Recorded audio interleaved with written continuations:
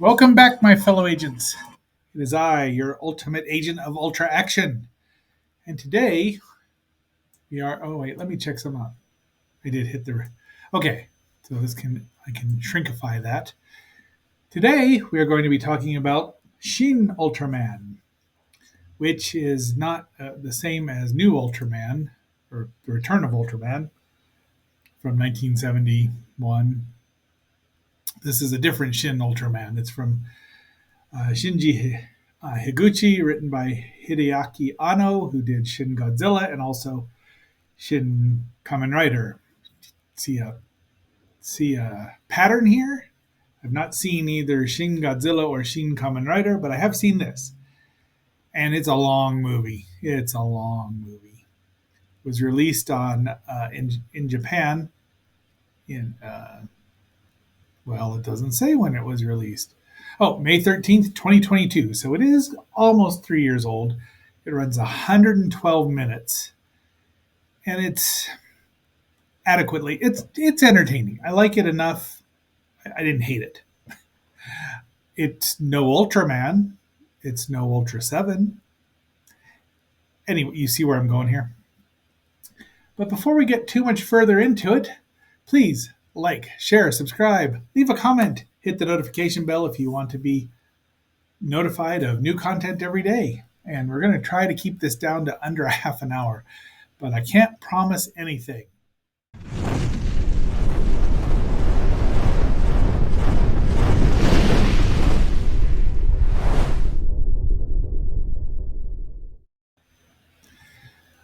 All right, so here's the opening credits, and I really should be playing this, actually playing this, because it's what's not the Surf Coasters version, but it is what's playing over here. And sadly, poor Gomez is given that idiotic look of the Shin Godzilla. I don't like it. But I mean, I love Gomez, but yeah, blah. So this is a quick recap of these Mammoth Flower, Pagila. I don't even. I thought that was Litra, but they don't even mention that. But the humans are destroying the monsters, stopping them. I thought that might have been Namagon, but it's Kygel. But I don't remember. I need to watch Ultra Q really all the way through. Pagos. Look at that ugly face. So the monsters are not particularly improved now, because they're all CGI. Everything's CGI with motion capture. They look good. I mean, especially the four-legged monsters. They're now true quadrupeds as opposed to men in a suit crawling around hands and knees. And now, I did like the beginning very much. I did. It introduces the cast and everyone. Tamura. There's Naranga, which you'll remember from Ultraman episode number 3. Looks good. I mean, it's not ugly, but I don't care for the face that much. There's a reason that they all have the same face, but it actually doesn't really go into it very much. The Prime Minister or the Minister of the SSSP, aka the Science Patrol. I love this shot though. I mean, there's really some really nice effects in here, but you would expect that. There's a couple of crappy ones too. That's where the CG looks like it came right out of Captain Power. We'll get to that. There's a lot of political commentary in here. There's a lot of talking. For some reason, kaiju only appear in Japan. Well, it's because that's where it's made. Here's our first look at the new Ultraman, or new Ultraman, Shin Ultraman. He is lacking one thing that really makes him stand out. He looks kind of plain without it. I'm so used to it. Naranga is attacking him. He used the Spacium beam, though it's not named yet. But look, there's no color timer, which, it's kind of, part of the mythos, at least to me. I mean, he just looks incomplete without it. It's, there's nothing on the chest. It's like the S on Superman, the bat on Batman, the spider on Spider-Man, the diamond on the Vision. To throw a bone here to Gambit or to Lilith, Does Gambit have something cool on his chest like that? Maybe an ace of spades? Could have done it. But it looks, I mean, the effects are really nice. A lot of broad daylight stuff until, well, we'll see. So they don't know what Ultraman is. He flies. They can't believe he can fly. The motion capture is done by both Bin Furiata. Furi. Let me get back down here. I'm sorry, Ben. I've forgotten your. Um, as Ultraman did the motion capture. The guy that played Ultraman in the first place, and then Bin Furaya. Sorry, and Ano, the director or the writer, did some motion capture because he unofficially portrayed the character in his 1983 fan film Diacon Films Return of Ultraman, even though there'd already been a Return of Ultraman. Anyway, there is our hero who is. Get back down here. That is Shinji Kaminaga, and they say it, and I'm not saying it right, so I apologize. But Takumi Saito, and that's our protagonist here, saving a little boy, but while he was doing so, he got killed. So Ultraman possessed his body essentially. And then Masami Nagasawa as Hiroko Asami. Obviously, the Hiroko is named after Hiroko Sakurai, who was Fuji, Akiko Fuji.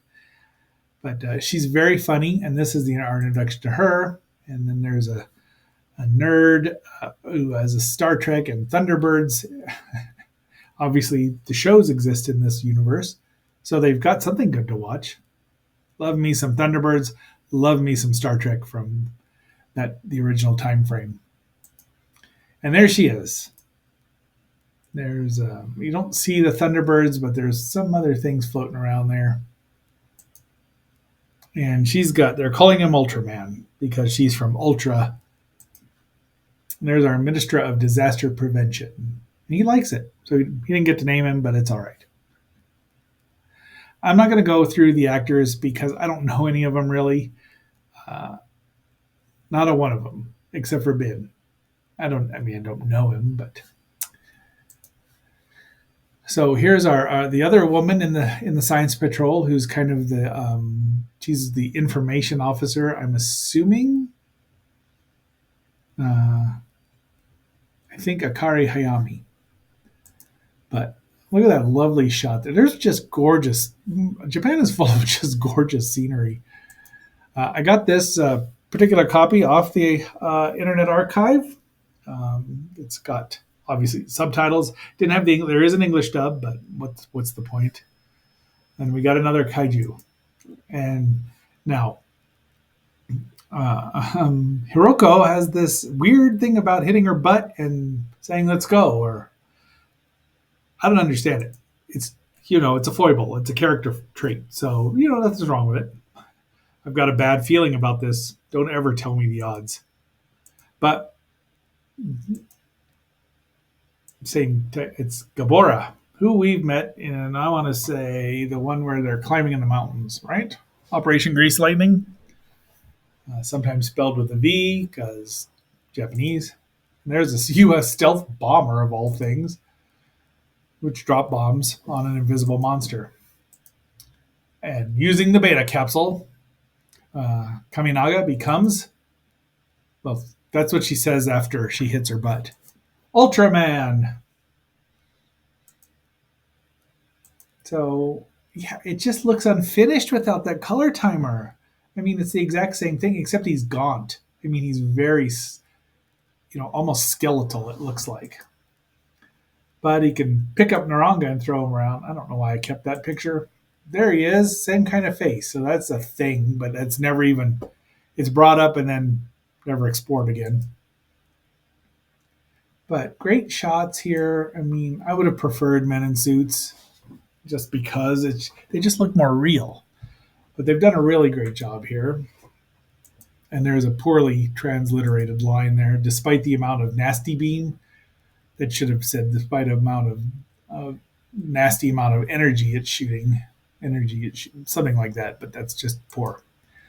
So but Ultraman just absorbs it, and then one punch stops Naranga, who's gigantic and got extra tentacles and tails and things.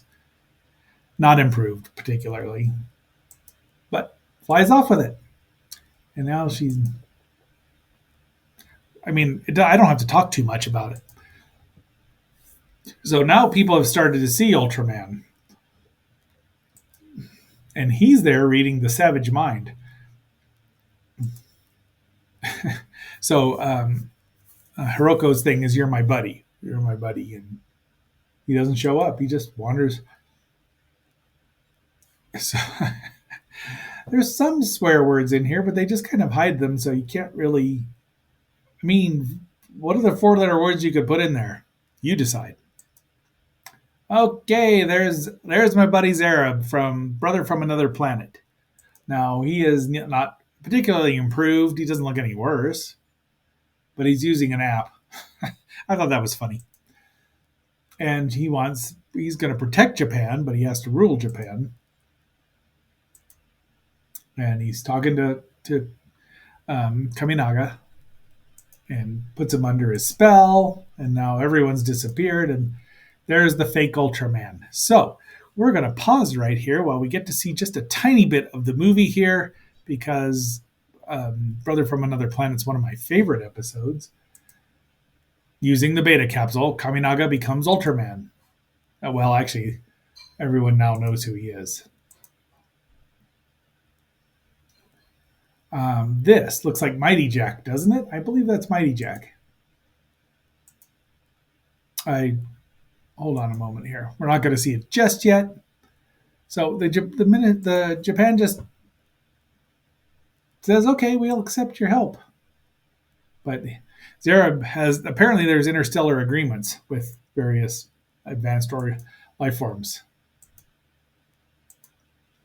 And there we go. So there's the fake imitation Ultraman, and Hiroko goes and rescues him because he's her buddy. There's some very there we go. Okay, so pause it, or let's watch a little bit of this.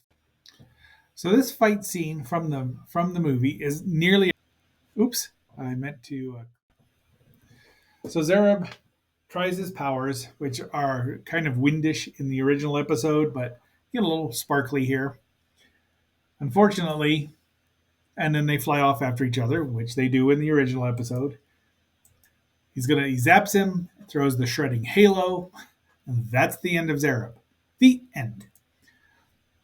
Now everybody knows that Ultraman and Kaminaga are one and the same, and Asami's missing, but she's been found.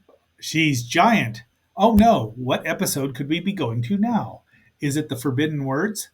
Yes, it is. There's not an original monster in here. I mean, so the voice from there says, "Don't attack her," because he can embiggen people to become the size of Ultraman. 50 meters, 60. Ultraman is 60 meters here. And I like the Sleeping Beauty in Gulliver's Travels, because that's what the captain says, and nobody knows what he's talking about because nobody reads anymore. And there's Mephilas in human form. So bring this planet gospel. Some of the transliteration or translation is a little sketchy. That doesn't really make too much sense. But he's going to give the humans the opportunity to learn how to become large, Ultraman. He then shrinks down Hiroko, who's like, I just love this line. So there is some humor in here, which is very much needed because it tries to be something very much more important than it ever could be. Mephilas is still, trying to promote peace and joy. He wants the Earth, but he also wants to be the ruler. It won't change anything. They have a conversation, and Mephilas is charming. I mean, he really, more than the Bolton, he should have been Ultraman's, big boss that ruled ran everything, I think. But he just says it was blames us, which I am not surprised. The army is surrounding him. He just zaps him. You're buddies. Geez, you should trust him by now. Oh, I would like to go to Izakaya bar. They're drinking sake. I'm assuming they're drinking sake. Kaminaga calls her Hiroko. Why wouldn't she take a bath every day, or at least a shower? So the at least Japan's capitulated, but Ultraman's like, nope, denied. I do like I always provide a full warranty. We stand behind our products. By the way, it is daylight savings today, and I hope everyone has got enough sleep. First time I've ever been early for work. Except for all those daylight savings days. Lousy farmers. Thank you, Homer. Lovely scene here. You can barely see him. I would assume on the big screen this looks wonderful, but I don't know that I could have sat through 112 minutes of three Ultraman episodes. I just don't know. Well, four. Let's say four. Tries the shredding. Hey, again, once again, this all is right out of the original episode, except that yeah. And then finally, Mafila sees another Ultra being behind Ultraman and is like, oh, well, I'm out. He's like, I'm not fighting over this. Humans don't understand, but Mafila sure does. And then Ultraman disappears because they figured out that he's run out of energy. But he doesn't have a color timer, so how would they know? There just isn't one. Be that as it may, and the U.S. wants to kidnap the SSSP member. That's what they're saying. Now they don't make proof about that, but I'm sure there's enemy agent, or not enemy, but foreign agents crawling around all over Japan after this because they want that. Yeah. So they think of that, and then Zophie has a conversation with, and there's something about Zophie being misspelled.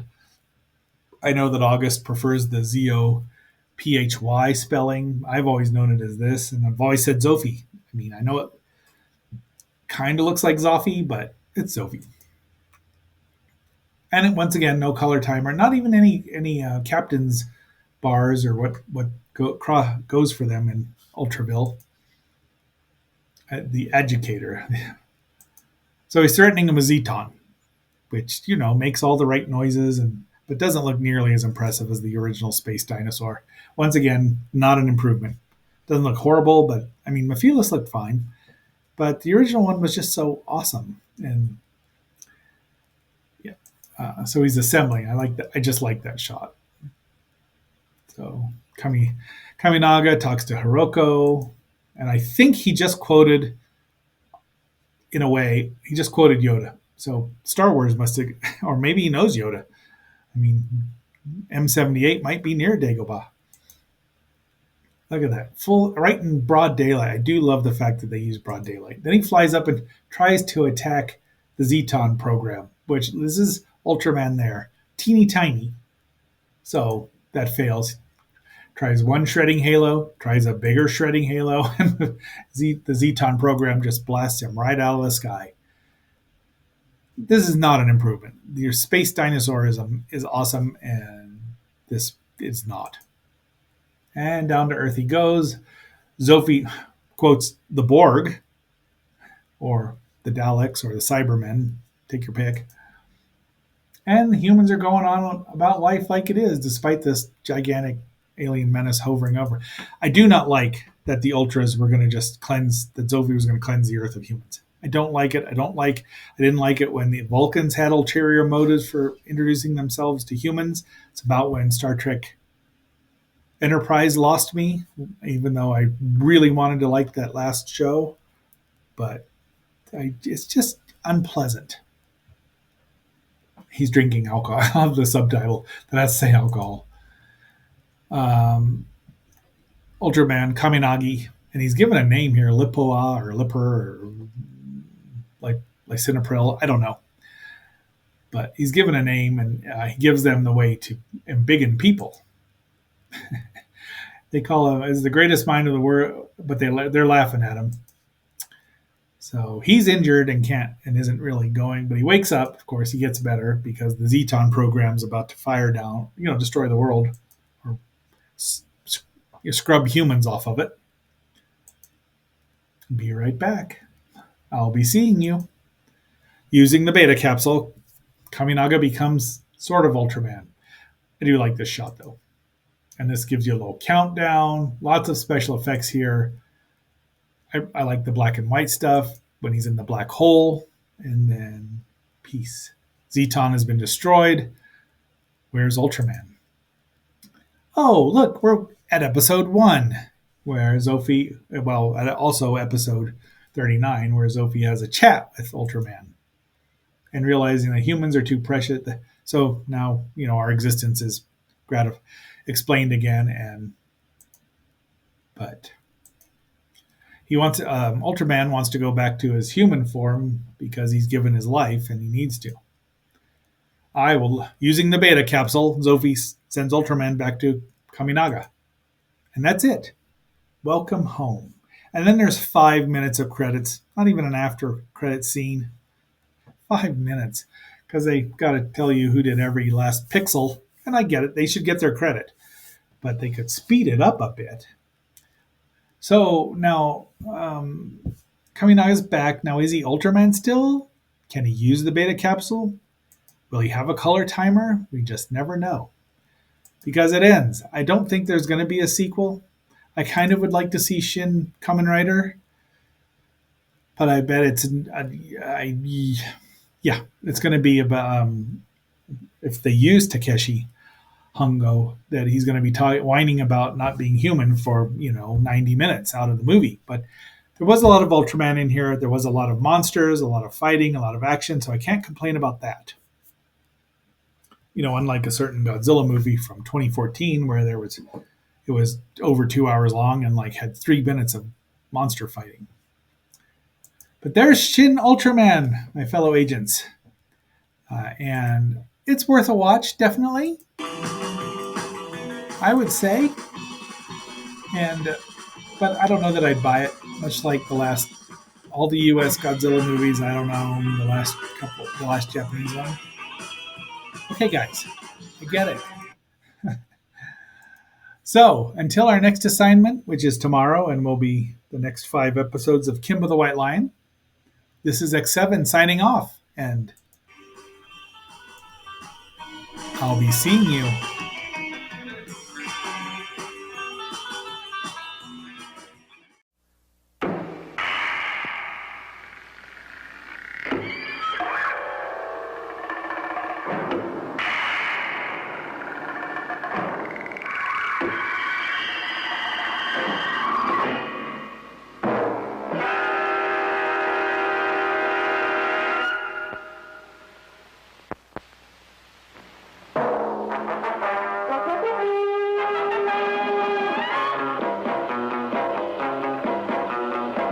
Ultraman, Ultraman.